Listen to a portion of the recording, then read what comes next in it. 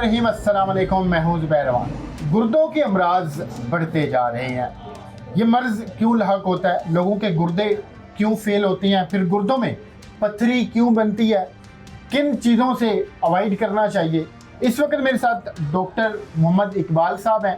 ये गुर्दों का ट्रीटमेंट करते हैं और फिर इनके पास ज़्यादातर वो लोग आते हैं जिनके गुर्दे फेल हो चुके होते हैं। तो आइए इन तमाम सवालात का जवाब हम डॉक्टर साहब से लेते हैं। बहुत शुक्रिया सर आपका, आपने मुझे टाइम दिया। पहले तो बताएं कि गुर्दे फेल क्यों होते हैं। गुर्दों के लिए मेडिसिन जो इस्तेमाल की जाती है, ख़ास तौर पे बीपी के लिए जो मेडिसिन इस्तेमाल की जाती है या शुगर के लिए जो मेडिसिन इस्तेमाल की जाती है, तो उसके साथ गुर्दों पर दबाव आता है और उसकी वजह से गुर्दे जो हैं फेल होते हैं। या पेन किलर वगैरह इस्तेमाल मुसलसल किया जाए तो उससे गुर्दे फेल होने के चांसेस होते हैं ज़्यादा। हमने देखा है कि गुर्दों में आजकल लोग शिकायत करते हैं कि पथरी बहुत ज़्यादा बन रही है। पथरी बनने की क्या वजूहत है? खून में कैल्शियम ऑक्सलेट वगैरह का बढ़ जाना या कोलेस्ट्रॉल का बढ़ जाना, जो ऐसे अज्जा जो लीवर के प्रोसेस करने से जो उसको प्रोसेस नहीं करते हैं और वो ब्लड में बाकी रह जाते हैं। चूँकि एक्सेस रीडिंग हो जाती है ब्लड में, तो उसकी वजह से वो प्रोसेस ना करने की वजह से वो उसको उनको स्टे मिल जाए जहाँ पर, चाहे वो पित्ते में मिल जाए चाहे वो गुर्दे में मिल जाए, जहाँ वो स्टे मिल जाए वहाँ पर वो कोलेस्ट्रॉल उसको जोड़ देते हैं और वो जो कैल्शियम ऑक्सलेट वगैरह वहाँ जुड़कर एक स्टोन की शक्ल बन जाती है। तो वो बेसिकली ब्लड में पहले वो एक्सेस रीडिंग होती है, तो फिर उससे ही होता है। हमने देखा है कि बहुत सारे लोग ये हैं, वो कहते हैं कि पानी के अंदर ज़रात हों वो पिए, उससे भी पथरी बनती है। फिर अगर जैसे हम अमरूद खाते हैं, हम टमाटर खाते हैं, उनके जो बीज होते हैं उनकी वजह से भी पथरी बनती है। नहीं, ऐसा नहीं है। फलों में हर चीज़ में कैल्शियम होता है, हर चीज़ में। आप चावल खाते हैं या कोई भी ऐसी चीज़ें इस्तेमाल करते हैं तो उसमें कैल्शियम और ऐसी चीज़ें हर चीज़ में होती हैं, तो हर कोई खाता है।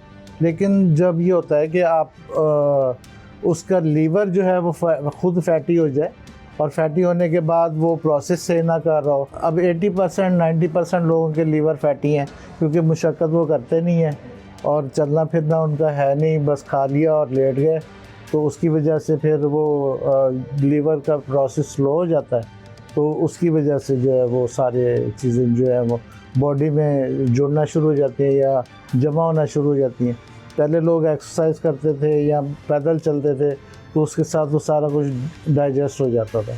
अब वो डाइजेस्ट होता ही नहीं है, तो उसकी वजह से वो अंदर ही रह जाता है बॉडी में। अगर किसी को फैटी लीवर हो जाए जी, उसका क्या इलाज है? क्या इसकी मेडिसिन होती है, होम्योपैथिक मेडिसिन है, हर्बल मेडिसिन है, वो सारा अल्हम्दुलिल्लाह ठीक हो जाती है मेडिसिन। जैसे कहा जाता है कि ब्लैक कॉफ़ी पीने से फैटी लीवर ठीक हो जाता है। देखिए, वो तो एक ज़बरदस्ती तरीका इलाज है। मैं ये समझता हूँ कि बाज़ लोगों को बीपी हाई रहता है या कोई ऐसे मसाइल रहते हैं तो उनको ब्लैक कॉफ़ी या इस तरह की गर्म चीज़ें जो है गर्म तासीर वाली वो नुकसान देती हैं। तो बग़ैर मालिश के इलाज करना बिल्कुल गलत है। मालिश से ही ट्रीटमेंट लेना चाहिए इसके लिए।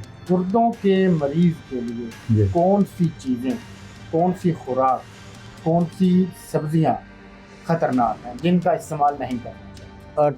करेले हैं, पालक साग है, आलू है। आलू में पोटेशियम होता है तो वो पोटेशियम से बीपी हाई रहता है, तो उसकी वजह से जो है वो प्रॉब्लम्स होती हैं। तो मिर्च मसालेदार चीज़ें या लाल मिर्च, हरी मिर्च है, वो गुर्दों के लिए नुकसानदेह होती है। तो कोल्ड ड्रिंक्स हैं वो नुकसानदेह हैं। तो इस तरह फास्ट फूड वगैरह ये सारे नुकसानदेह, तो ये इस्तेमाल नहीं करने चाहिए। सब्ज़ियाँ इस्तेमाल करनी चाहिए। टिंडे, कद्दू, तोरियाँ, मटर, मुंगरे, सलाद, मूली, खीरा, गाजर, ये सब खा सकते हैं। तो उसमें उससे नुकसान भी कोई नहीं होता। सिर्फ उसमें लाल मिर्च, हरी मिर्च इस्तेमाल ना करें तो वो बिल्कुल कोई ठीक होती है।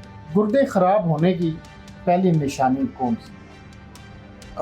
ज़्यादातर लोगों का मैदा ख़राब होना शुरू हो जाता है। पहले सांस फूलता है, चलने से सांस फूलता है, स्वेलिंग आनी, चेहरे पे स्वेलिंग या टांगों पे स्वेलिंग आने शुरू हो जाती है। तो उसकी वजह से जो है ना, मतलब ये इनिशियली स्टेज है, तो उसमें शुरू में ये चीज़ें पैदा होती हैं। सबसे पहले दिल ख़राब होना, वॉमिटिंग, मैदा ख़राब रहना, इस तरह की प्रॉब्लम है अगर रीनल फेलवर में। कोई गुर्दे की पथरी का ट्रीटमेंट नहीं कर पाता, जी मतलब बाज़ लोगों को हम देखे कि उनको पेन नहीं होता, हाँ, तो वो कितनी खतरनाक हो?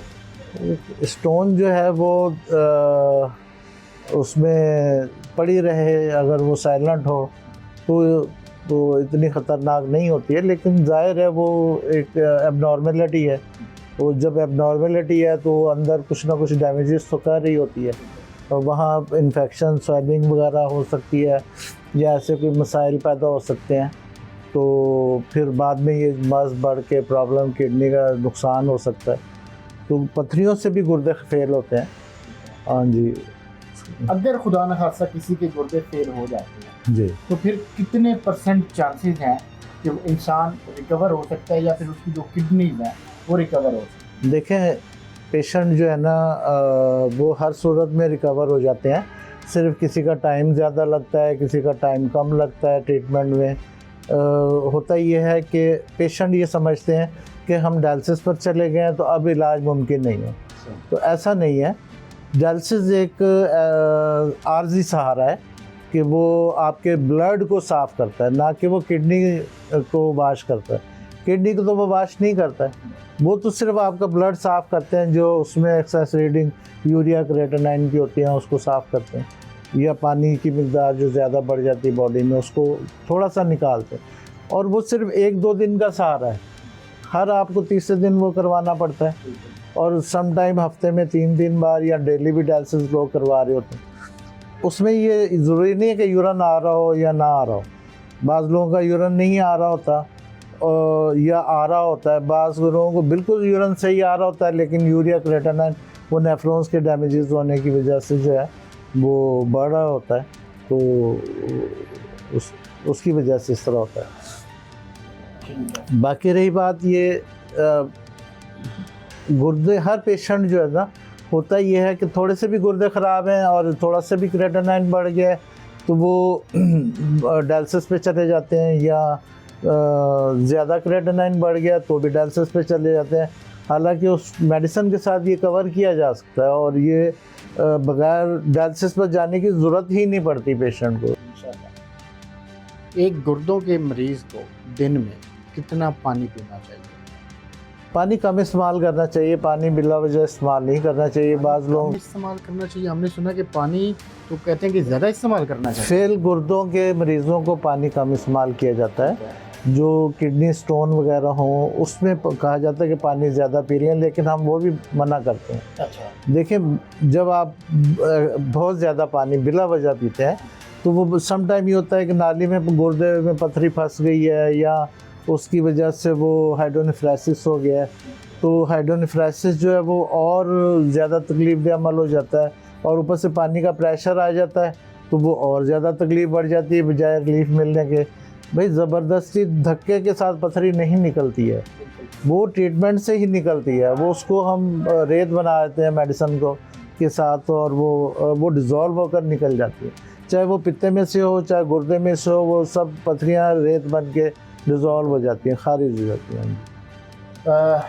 अगर कोई आपसे रब्ता करना चाहे या फिर आपके क्लिनिक पे आना चाहे तो एड्रेस क्या है आपका और नंबर क्या है आपका?